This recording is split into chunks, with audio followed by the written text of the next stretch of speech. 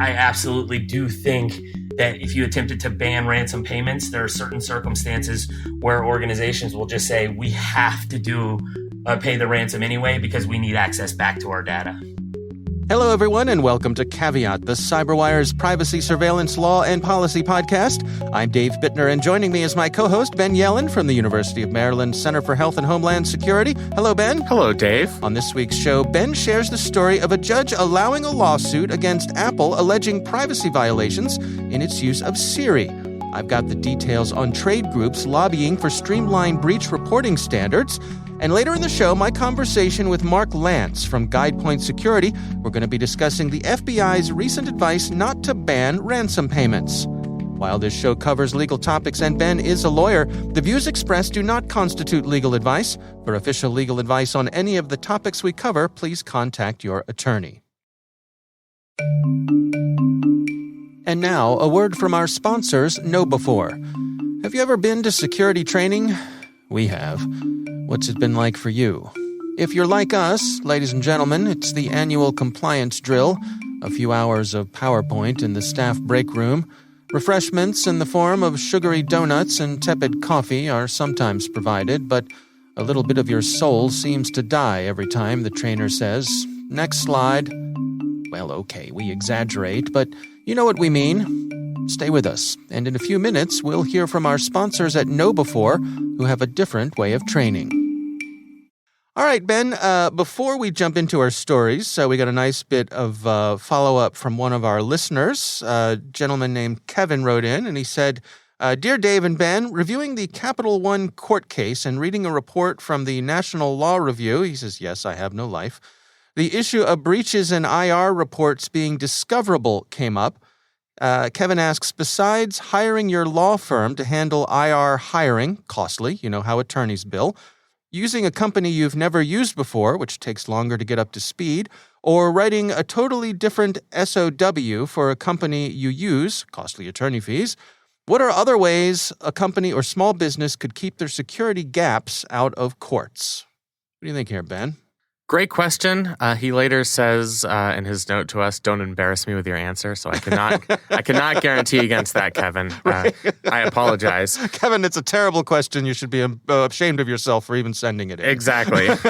The key word here is standards.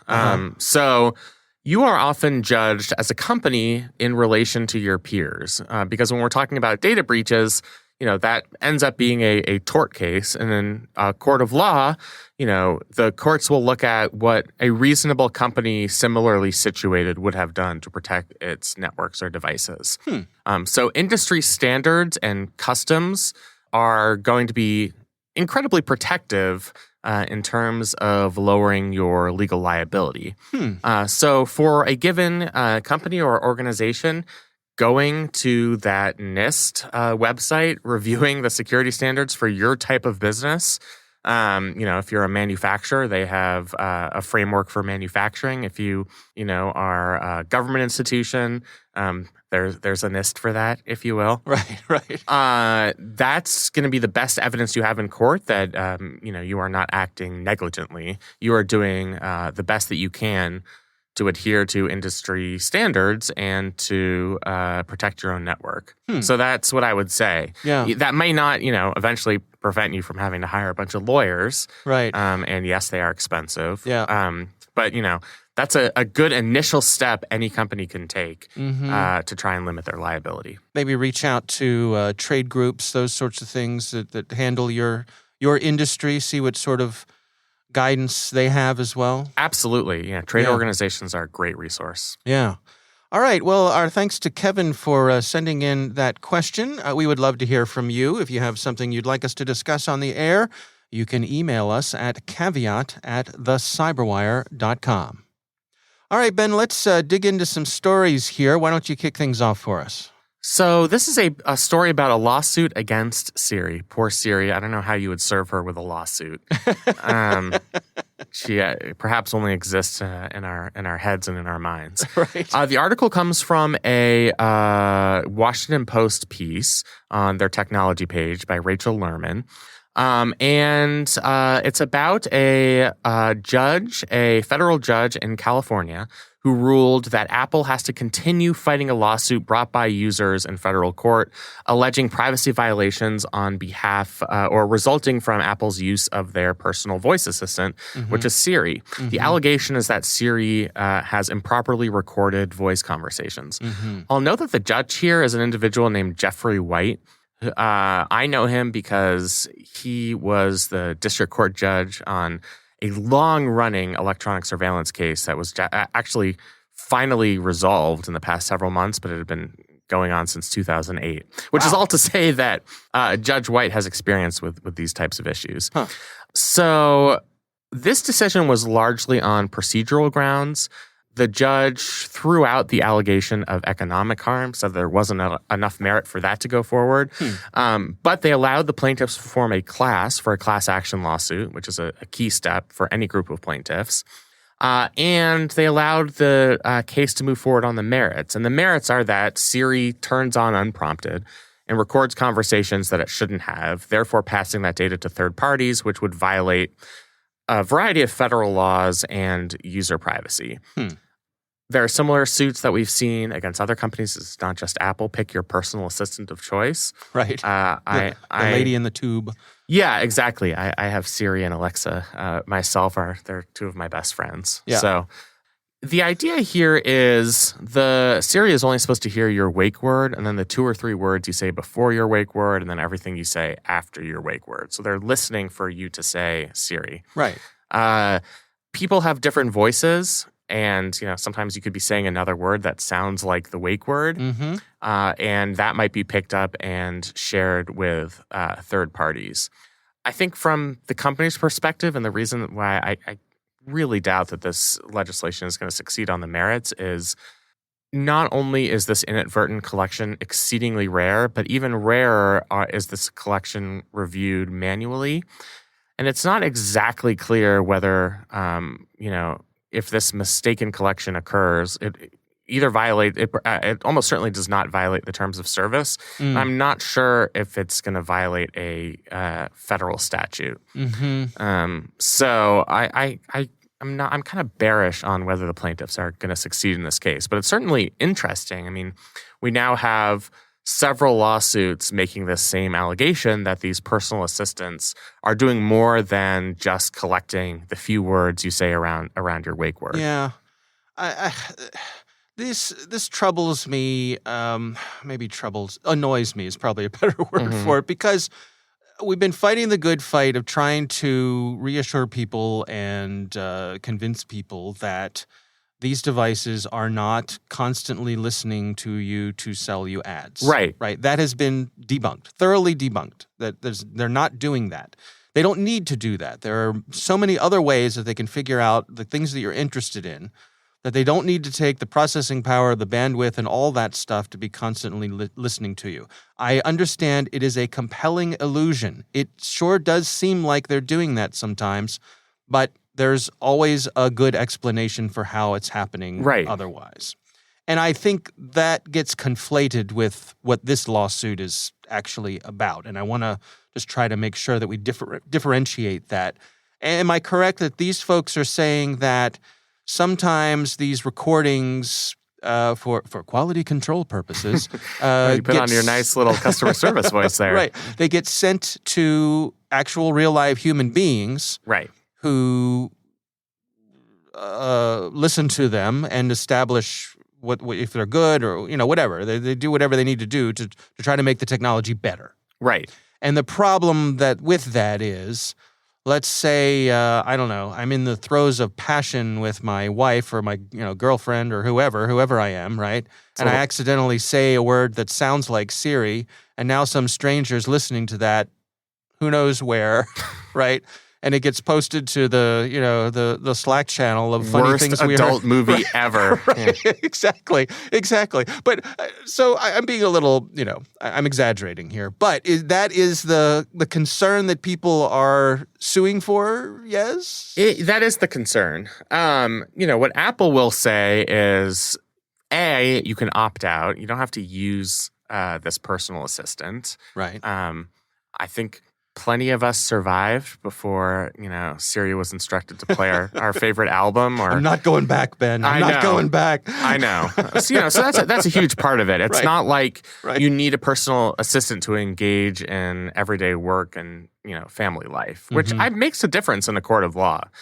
We've seen it in other cases where, judges are stricter on functions, things like cell site location information, where it's impossible not to share that if you want to be a living human being. I see. Your cell phone is going to ping off the cell phone towers. Right. But yeah, you don't have to use Siri or Alexa as personal assistants.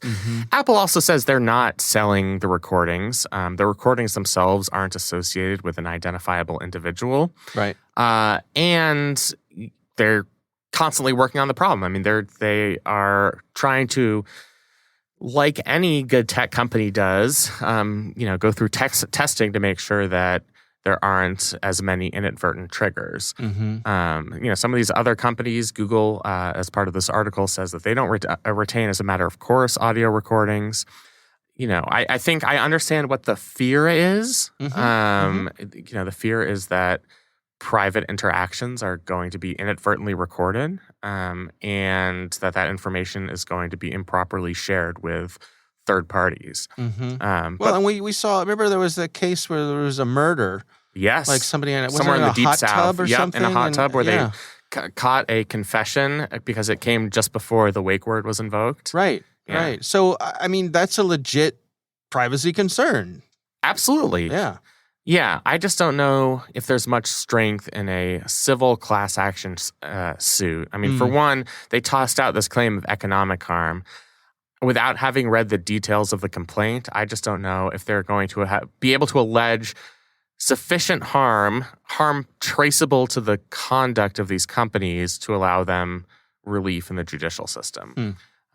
So I'm skeptical of that. And I also think that, and maybe I'm being too easy on these companies, I don't think this is an issue of the companies being glib or being, negligent in protecting privacy. I think some of this really is inadvertent. Now, you can be held legally liable for inadvertent things, but it's going to be less likely if they are, complying with industry standards and doing all of that. So, yeah, I'm not optimistic on behalf of these plaintiffs, but I've been known to be wrong before.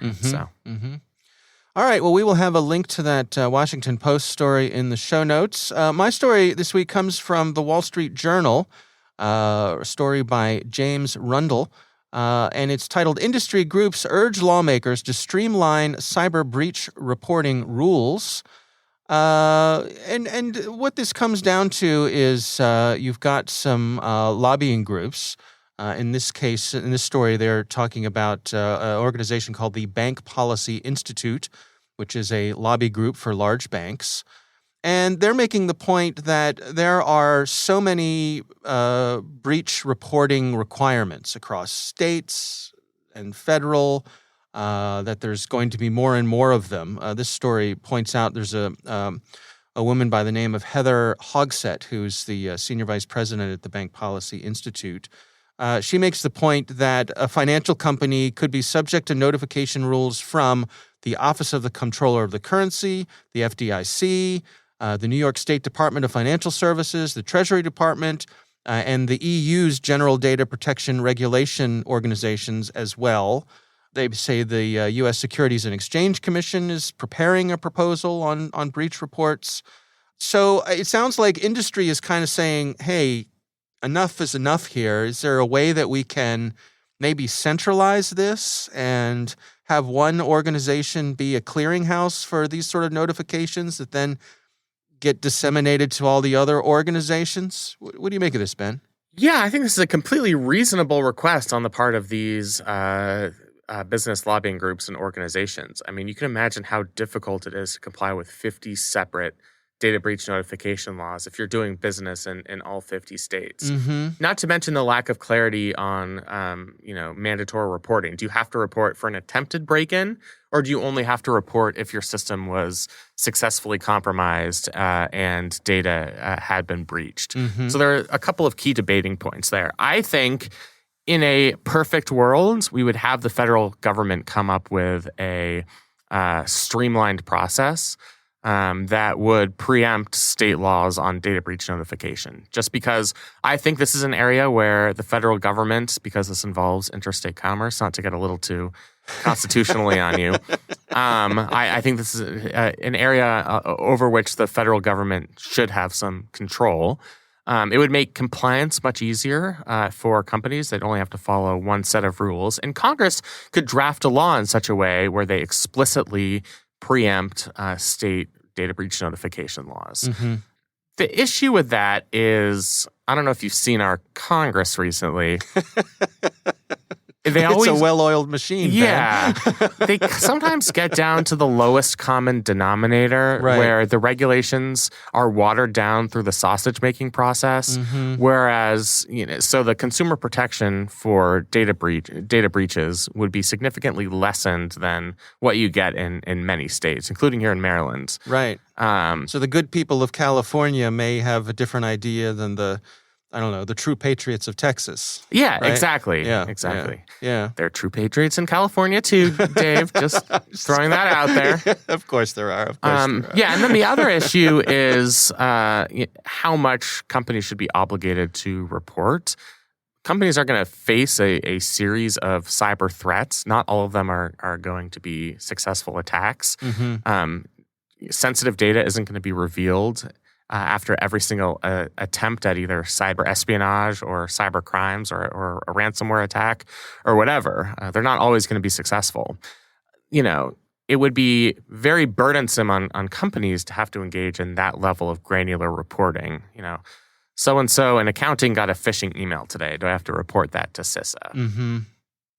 Could you overwhelm a system like that? There's, Right, exactly. Yeah.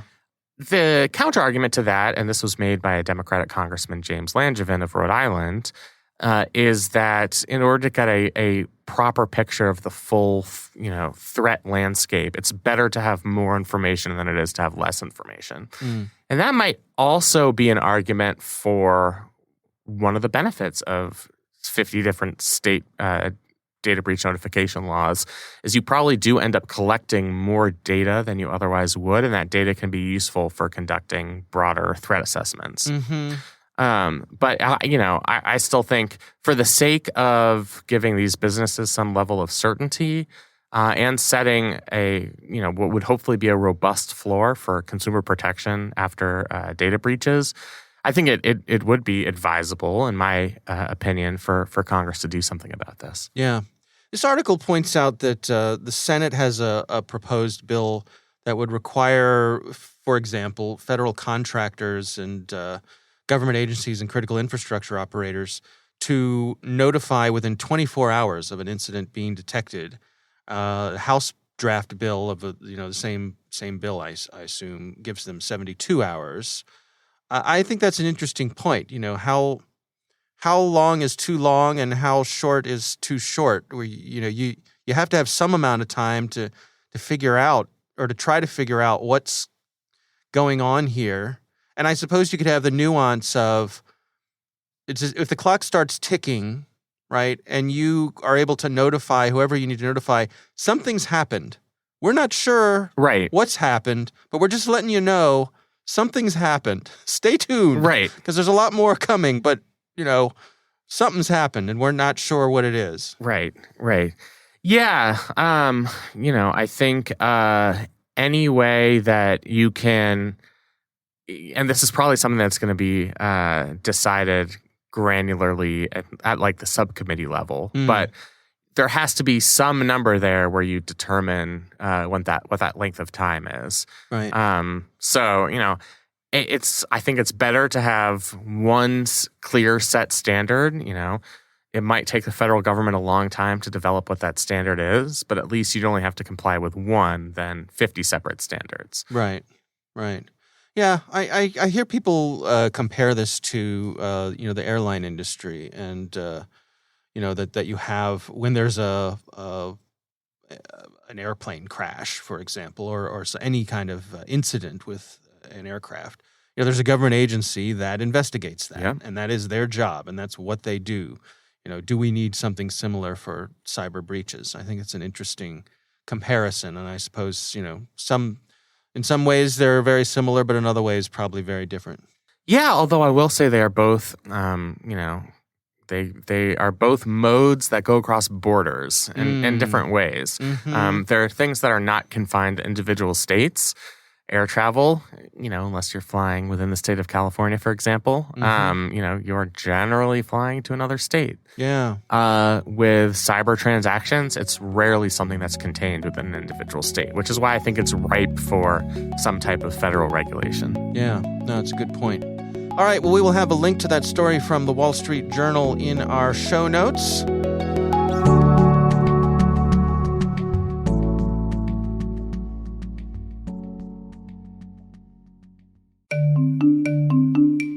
And now, back to that question we asked earlier about training.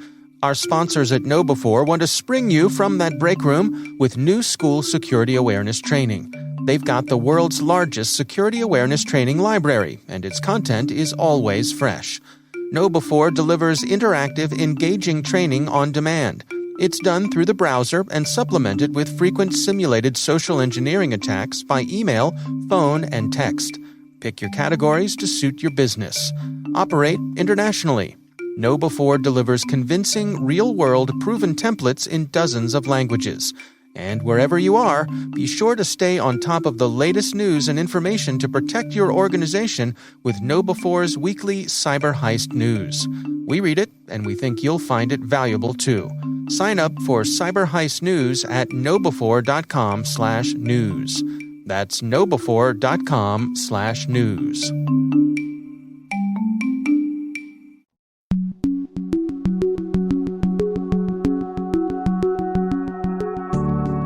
Ben, I recently had the pleasure of speaking with Mark Lance. He is from GuidePoint Security, and we're discussing the FBI's recent advice not to ban ransomware payments.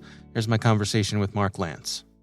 I think over time, there was a stigma associated with paying ransom. And I mean, even you can tell by, looking at the threat actors, they used to have what were called name and shame sites, and they do have name and shame sites. And, at this point, I don't think there's as much shame involved with being impacted or affected by ransomware. I think it seems to be a more common trend. And, even organizations in the Fortune 50 are being impacted by this. And so nowadays, when you are hit with ransomware, I don't think it's as much of a black eye. It's more of a commonality between different organizations now that they've had to deal with it. And that's unfortunate, of course, but it's just kind of the state of the things as they are now.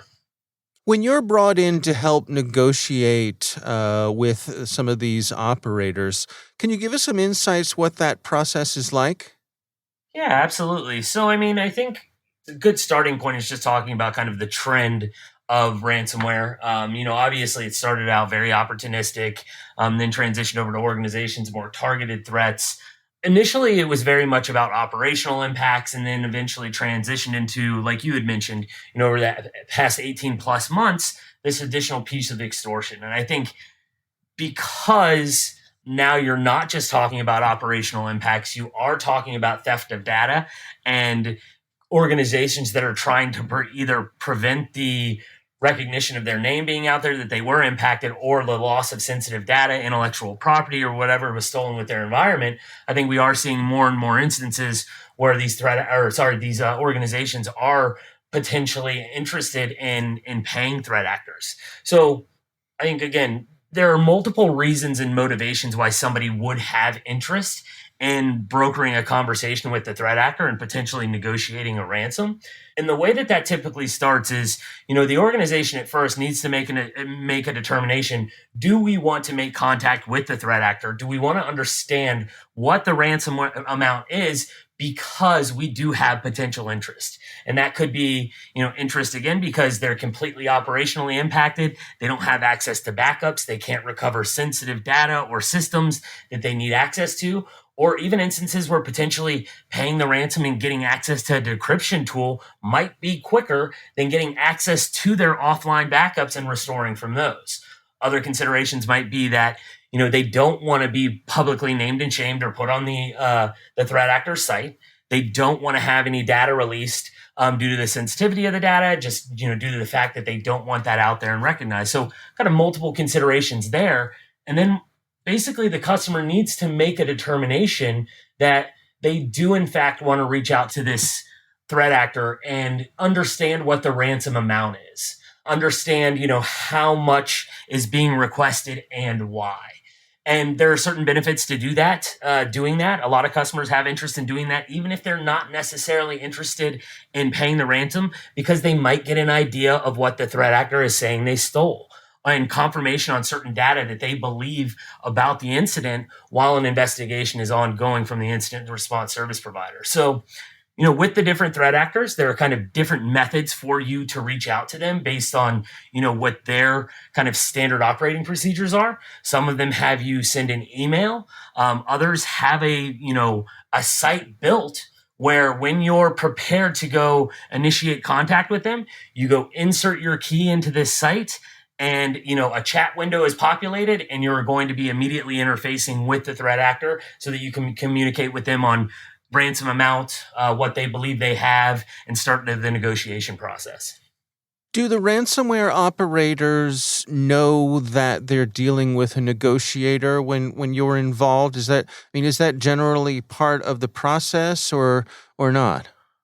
Not necessarily. I think ideally, want them to believe that they are interacting and working with somebody from the organization. Now, that being said, they're fully aware of kind of the brokerage and negotiation services and firms that are providing these types of services.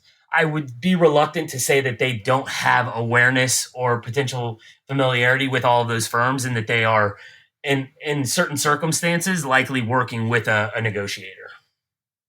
Where do things stand then today? I mean, in terms of the advice as to whether or not to pay the ransom, at the outset of this this ordeal, when it was ramping up, the FBI said pretty strongly, don't pay the ransom. You're supporting a criminal operation. There's no guarantee you're going to get your money back. They might come back to you for more money. There's a whole list of reasons why they recommended not doing that. Again, that's sort of shifted, and it seems to me like organizations like the FBI are taking a more, prudent, practical, and realistic approach to this. Where do we stand? What is the current state of things? So I think that those recommendations still persist. I still do think that the FBI would advocate for people not making ransom payments if it's not necessary. Where I think you had mentioned, and I believe is occurring but there's also some more realistic perspective there and the attempt to potentially ban ransom payments.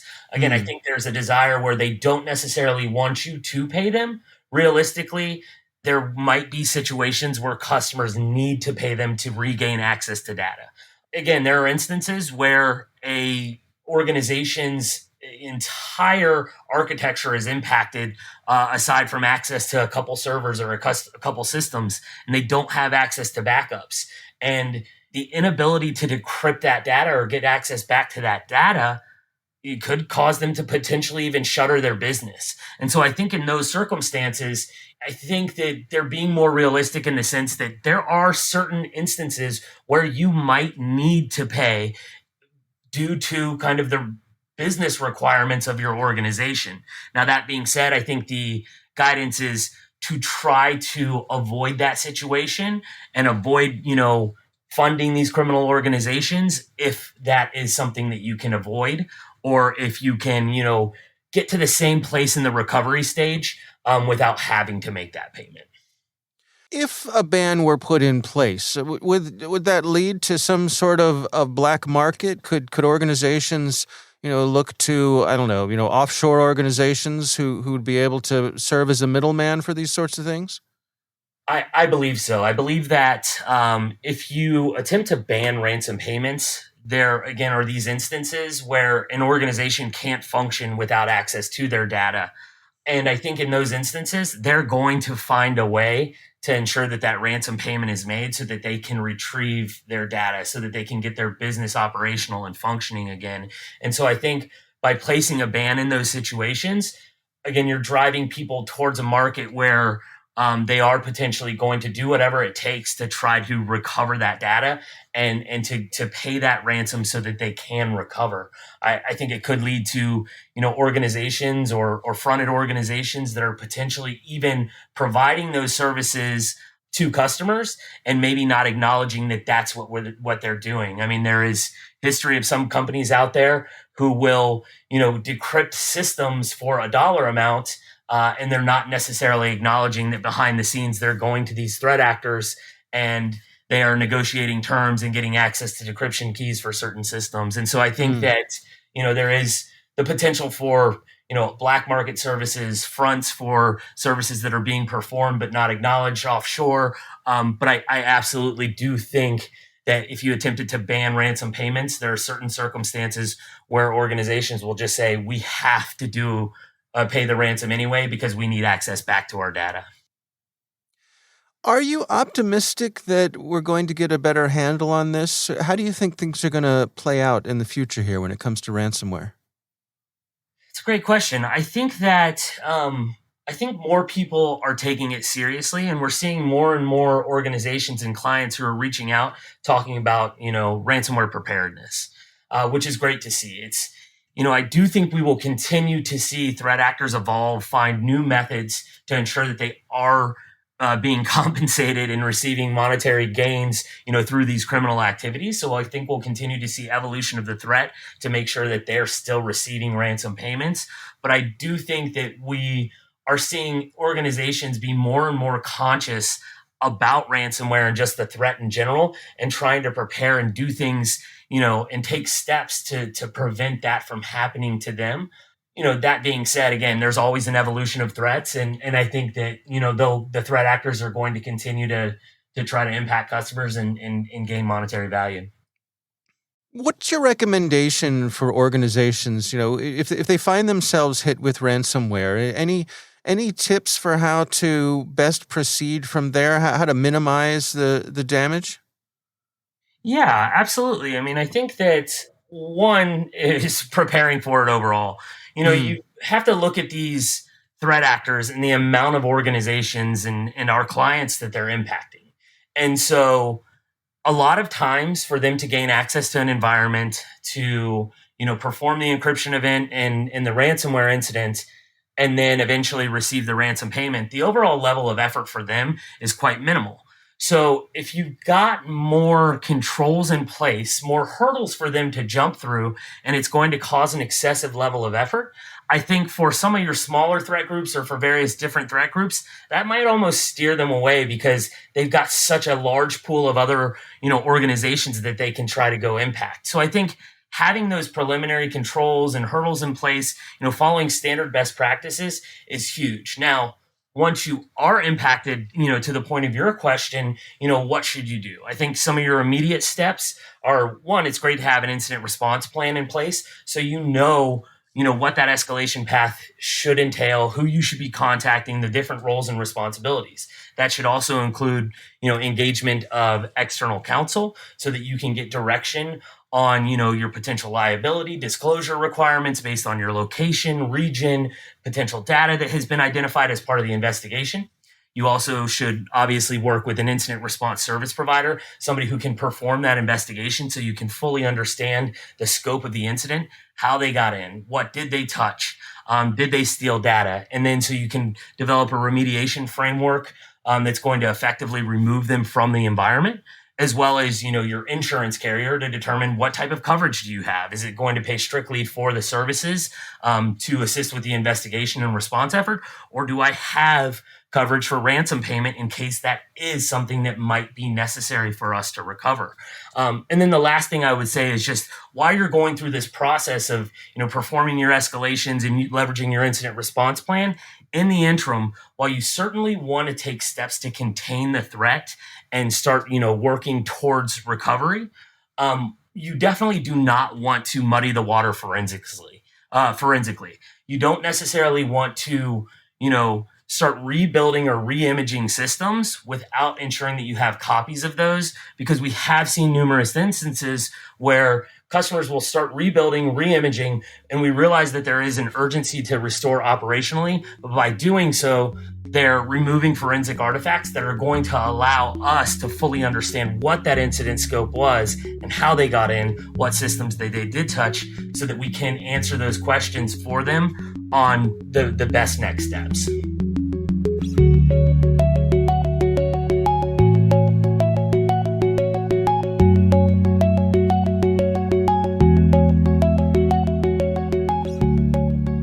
All right, Ben, what do you think?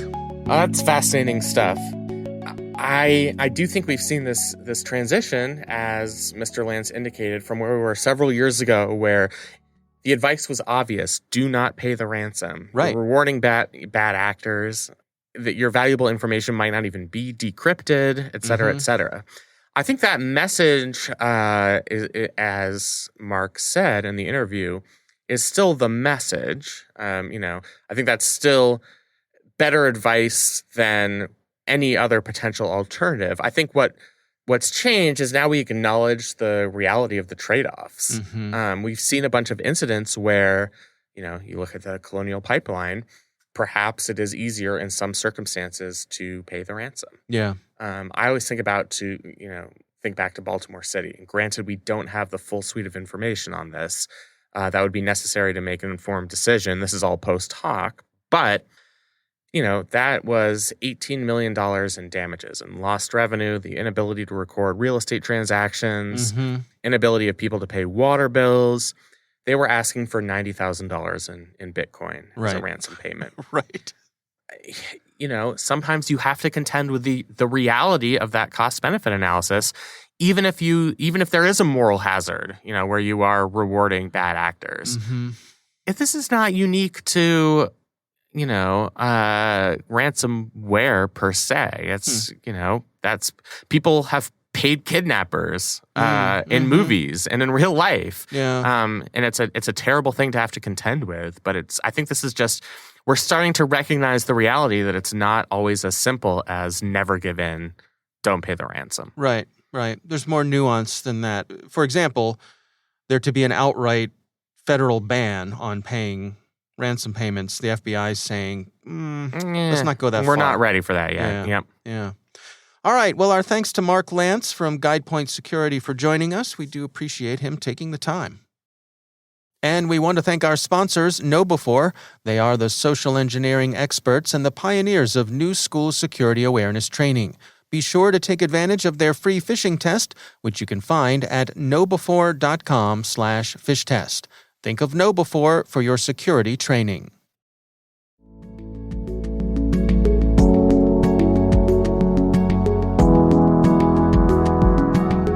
That is our show. We want to thank all of you for listening. The Caveat podcast is proudly produced in Maryland at the startup studios of Data Tribe, where they're co-building the next generation of cybersecurity teams and technologies. Our senior producer is Jennifer Iben. Our executive editor is Peter Kilpie. I'm Dave Bittner. And I'm Ben Yellen. Thanks for listening.